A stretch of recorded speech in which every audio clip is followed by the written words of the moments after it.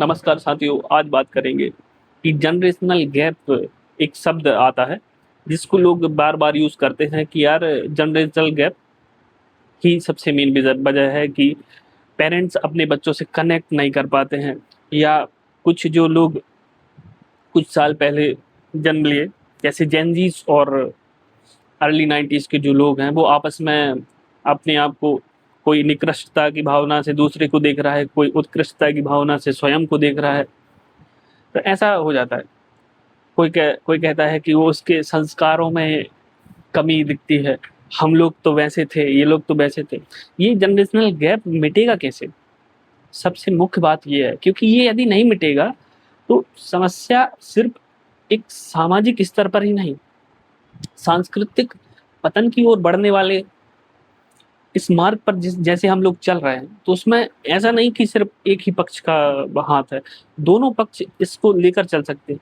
कई बार आपने देखा होगा कि कुछ फैमिली को आपने खुद कहा होगा कि यार बहुत ही ये फ्रैंक फैमिली है, आपस में काफ़ी अच्छे बात बॉन्ड रहता है, बातचीत करते हैं। तो ऐसा क्यों हो पा रहा है? बस कारण इतना सा है कि वो जो लोग हैं, उनने अपने जो बच्चे हैं, उनके प्रति मित्रवत व्यवहार रखा। ऐसा नहीं कि उनने संपूर्ण रूप से उनको इतना छूट दे दिया कि वो अपने मनमानी कर सके, फ्री विल दे दी कि वो अपना जो कुछ चाहे कर सके। पर उनने जब वो गलत हुए, तब उनने उनको समझाने का प्रयास किया और उनने माना भी। क्यों? क्योंकि उनके और उनके बीच में कुछ बॉन्ड इस तरीके से था कि वो एक-दूसरे को एग्री करते थे। यदि आप डिसएग्री भी करते थे, तो उसमें कुछ सुझाव होते थे कि आप इस तरीके से ये करिए, मेरे को ये पसंद नहीं आ रहा है, आप ये नहीं कर सकते। अभी वर्तमान में पेरेंट्स के साथ क्या हो रहा है, वो कहते हैं कि वो मेरे से बात नहीं करता, बात करेगा कैसे? You think your children is fine, but you are also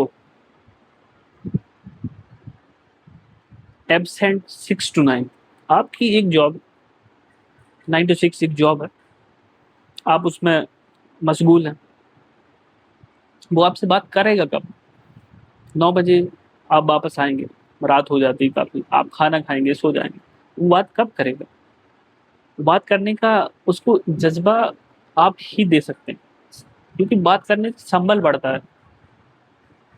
आप यदि बात नहीं करेंगे तो आपका बच्चा आपसे दूर होता जाएगा। अब आपको एक समय बाद कुछ ऐसी समस्याएँ आएँगी जिसमें आपको लगेगा कि यार उसने हमको बताया ही नहीं। हो सकता है उसने कभी पहले प्रयास किया हो 2-3 बार, पर आपने उसको इतना कूट दिया हो या कुछ इस तरीके से रिएक्ट किया हो कि उसको लगा हो कि यार I am not value here, my thought is not valuable for him और हर, माता-पिता के प्रति, कि मेरे जो भी थॉट्स हैं वो इनके लिए इतने इम्पोर्टेंट नहीं है जितना इनको काम हो।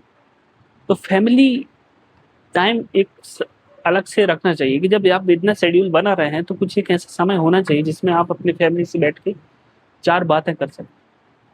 तभी ये फ़र्क होता है ग्रामीण परिवेश और शहरी परिवेश में। कि ग्रामीण परिवेश के लोग कभी कुछ भी करें, पर शाम के समय जब खाना खाते हैं तो एक के बाद एक के बाद एक कर खाना खाते जाते हैं, और वही एक चौका-चूल्हा होता है जहाँ पर वो लोग बात करते हैं और खाना खाते जाते हैं, अपनी समस्याओं को बातचीत में निपटा लेते हैं।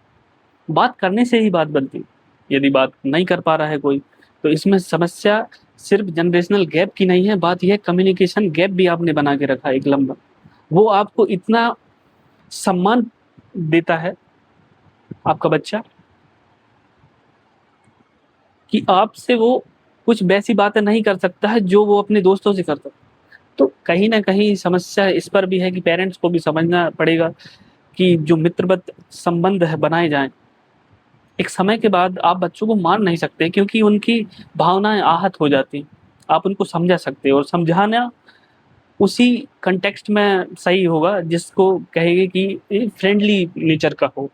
क्योंकि एक बालक या बालिका अपने दोस्त की बात ईज़िली वे में समझ जाती है या मानती है उस बात को।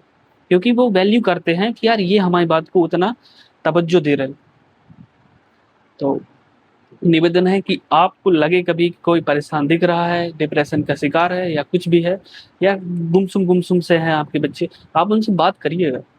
क्योंकि बात करने से बहुत कुछ हल हो जाता है। आज के लिए इतना ही, धन्यवाद।